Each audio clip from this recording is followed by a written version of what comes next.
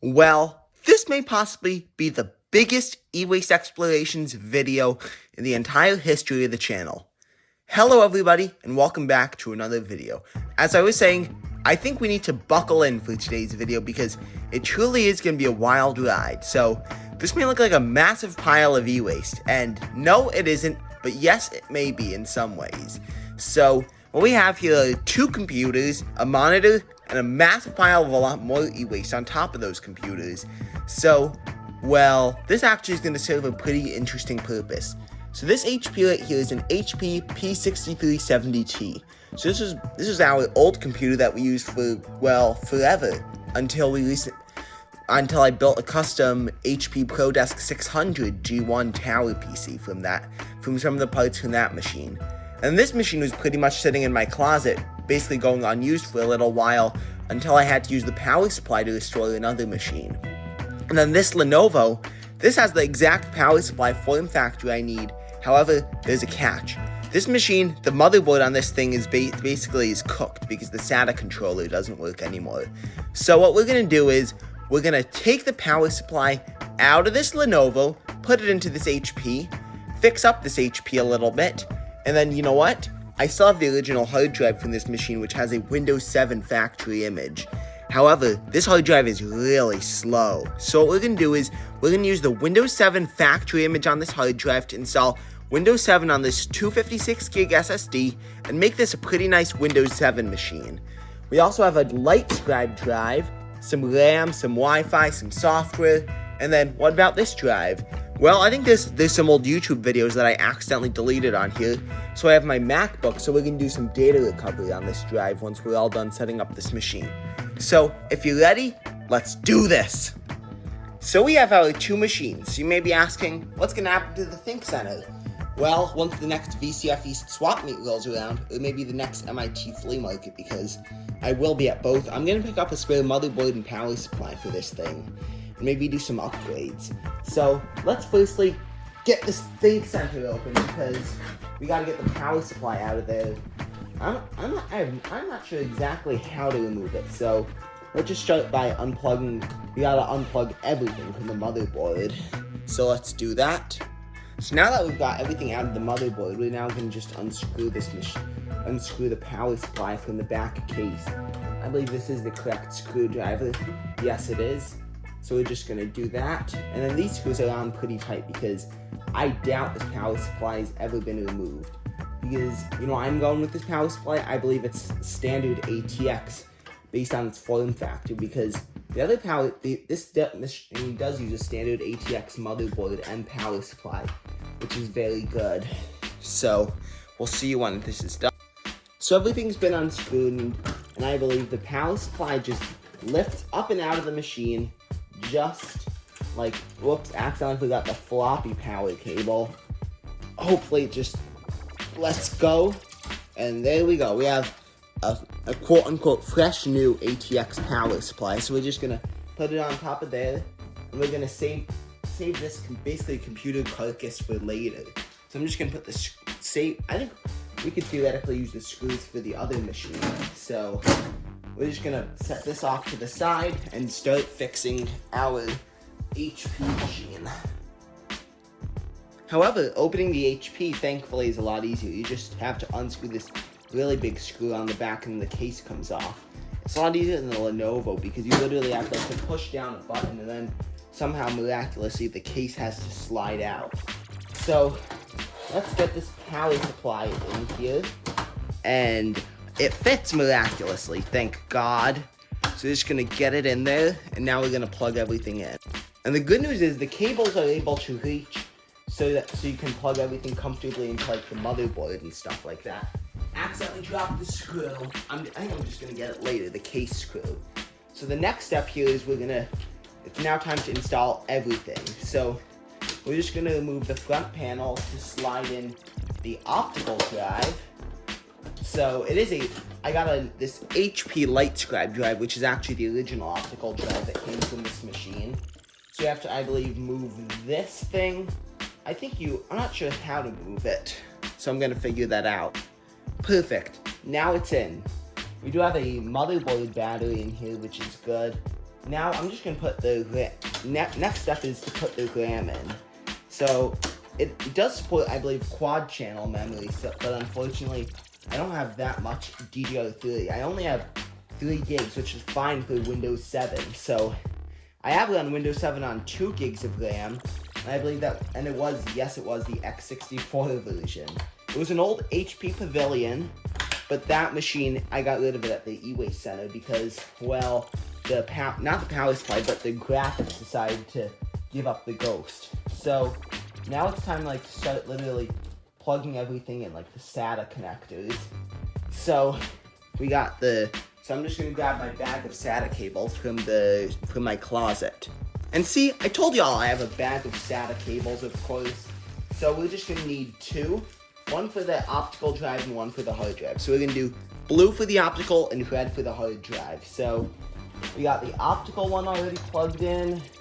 Now we're just gonna plug the actual SATA connector in. Then that goes right into the motherboard, which is good. I believe the SATA is buried all the way under all the spaghetti. Well, we got the SATA cable buried in the spaghetti, which is good. Now, time for the hard drives.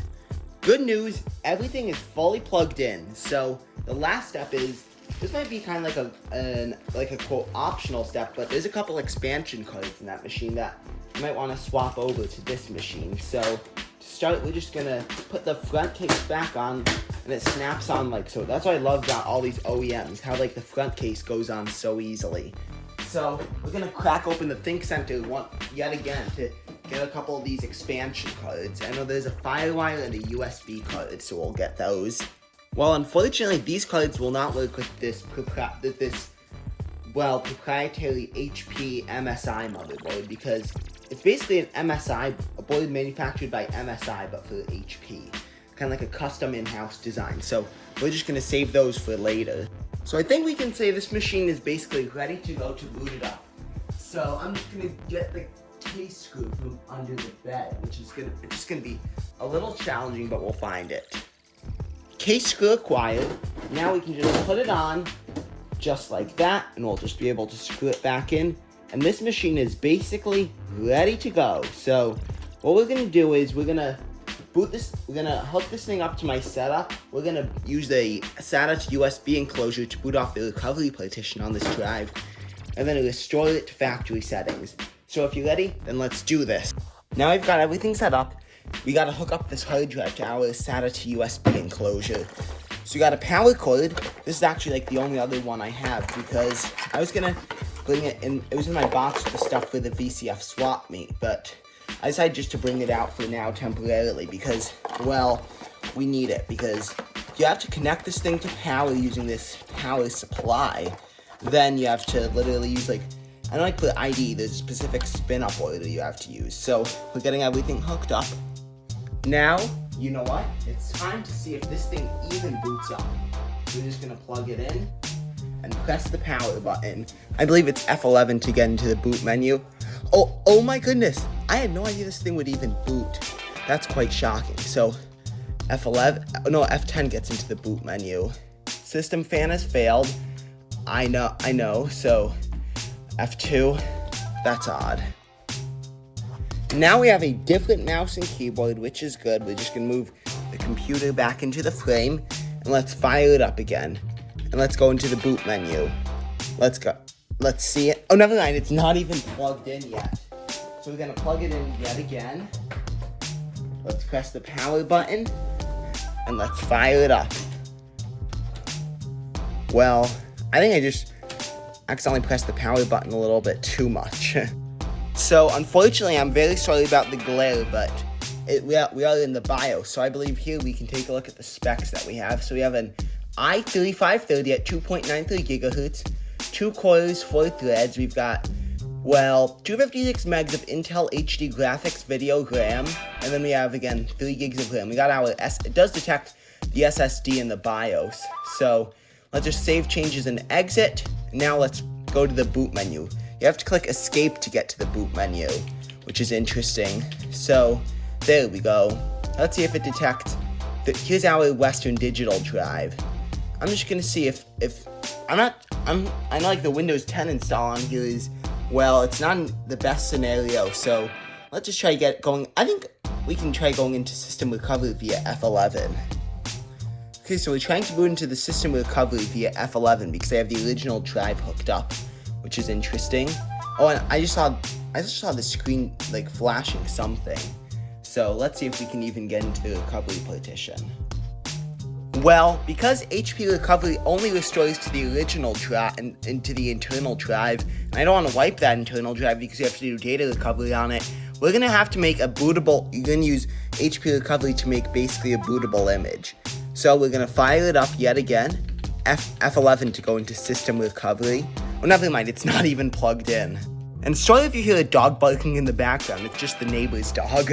So we're going to fire up the machine, go into F11, and we'll be there. F11 system recovery, which will be pretty nice. So it says Windows is loading files, and it is booting. So it'll boot into a Windows 7. I believe it'll allow me to basically go into an option that says restore the computer. So sorry if there's no, basically, if it's not, sorry if you guys can't see the screen. So, oh, there we go. You guys can see it now. Starting Windows, there's the Windows 7 boot animation. I have used the HP Recovery Manager before to restore a similar machine. Oh, and there it is. You can see this. I think it's like this. This looks like the old Windows 7 beta wallpaper. So you have mouse and keyboard working. That'll be pretty nice. So it is, since this hard drive, I think it is failing. So it is going to take us into, I believe, an option that allows us to make kind of like a recovery USB.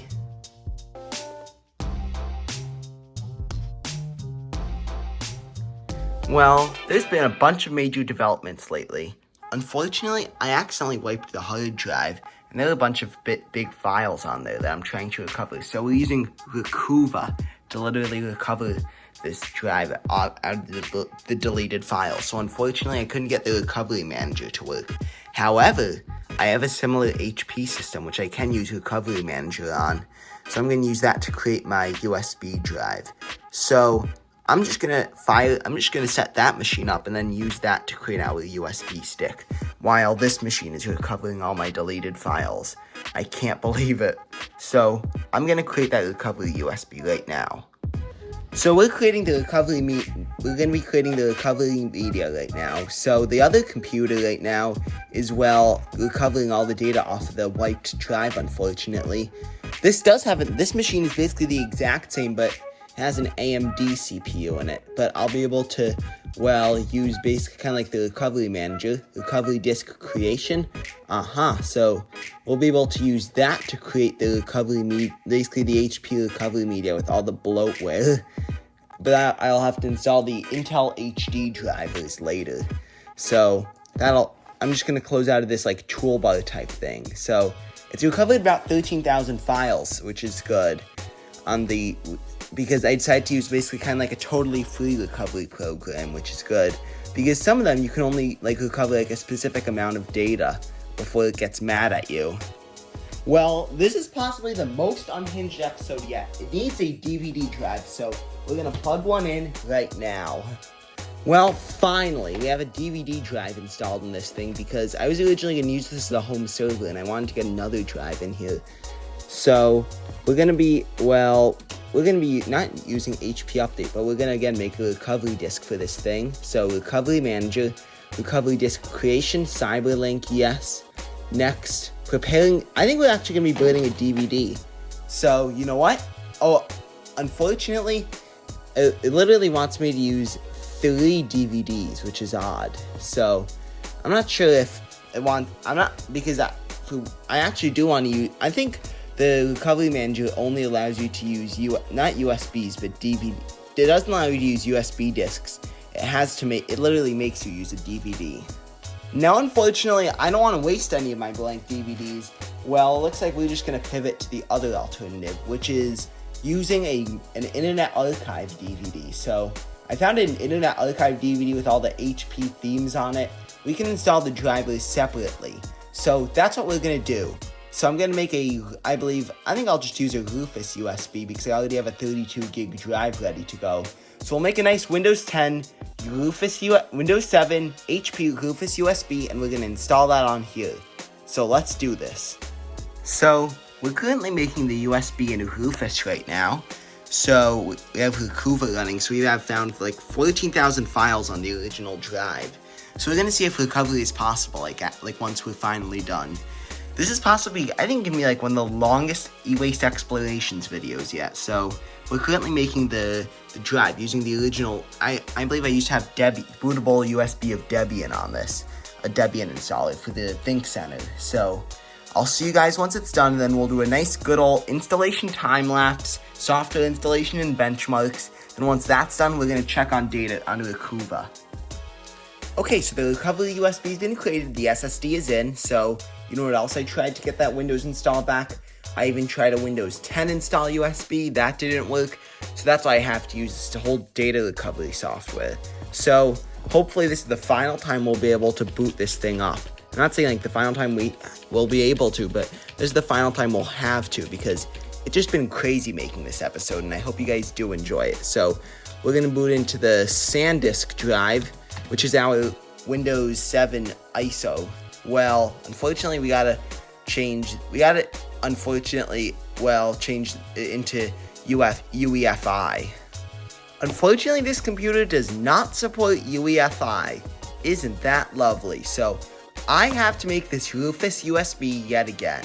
I'd say, yeah, this is literally going off the rails already. So now we have the USB finally ready. We're going to fire up the machine and go into the boot menu. So all I had to do in Rufus was basically to recreate the USB, but changing the boot menu to legacy boot and not UEFI, because this machine I believe predates UEFI boot. That's my guess. So it is booting a lot faster because they swapped that old Western Digital drive out for this SSD. So this will be a pretty nice Windows 7 desktop because the only other Windows 7 machines I have are my ThinkPad, as well as that home server I showed you guys, the other Pavilion.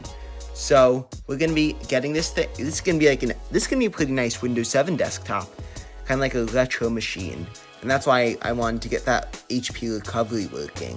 So I believe we have booted. So I believe, yeah, we got mouse. My language is English. Install now. I believe this is Home Premium, and this does have a Home Premium license, like with the original key. Oh, never mind, I decided to install Pro, but I'm totally fine with Pro. Let's install a fresh copy of Windows. 256 show details, so I have to reformat it as NTFS. So you know what that means? Command prompt. We're going to be using disk part. And here we are, disk 0 unallocated space. So we're going to wipe this, and you know what that means? Let's cue the time-lapse music. Finally.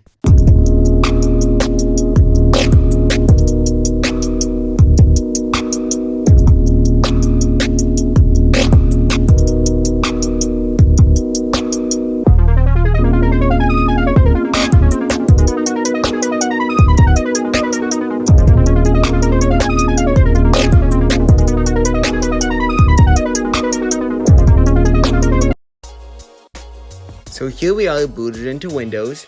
So let's create a fresh user account. HP Pavilion.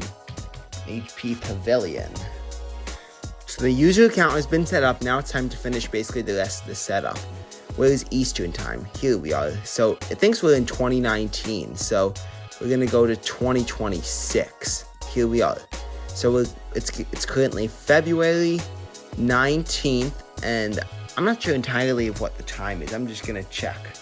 So you have the time all ready to go, preparing your desktop. So we got this fresh Windows install. So after this, the next step is everybody's favorite step, installing drivers. I know everybody loves it, and you know I'm being sarcastic. So the good news is Windows 7 drivers for this computer are pretty much readily available online. I'm just checking. Is there like any, whoops, accidentally opened the snipping tool. Is there any like unique HP applications on here?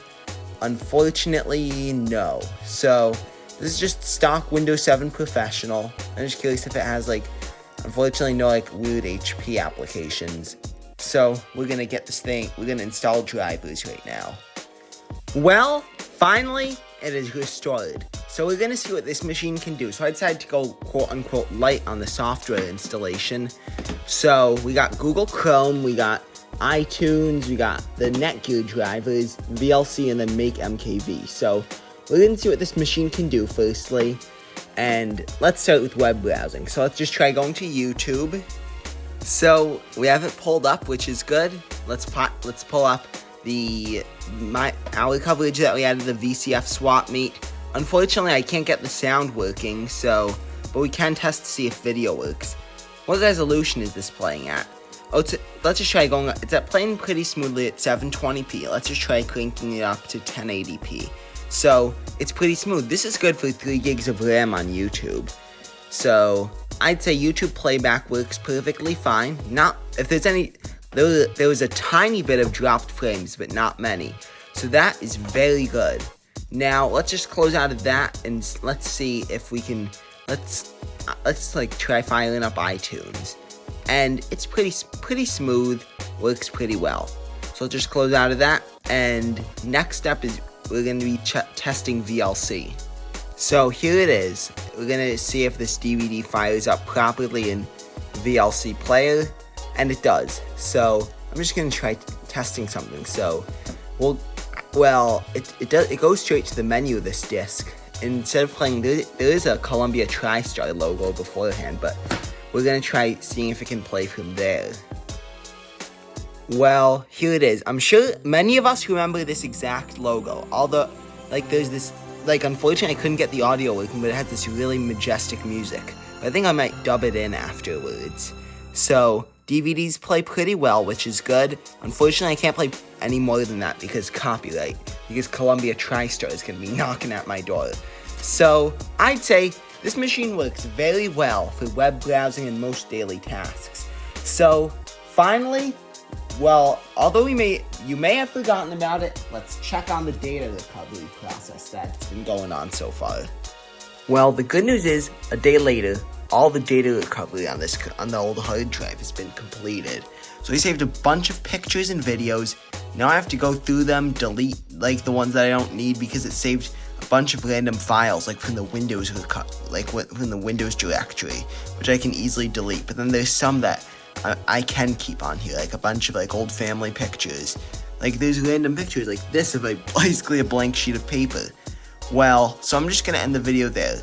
I'd like to thank you again for joining me through this wild ride. I know it's absolutely been wild, but thank you so much for watching this video. Please like, watch, and subscribe. I will see you guys in the next one. I promise it won't be as long.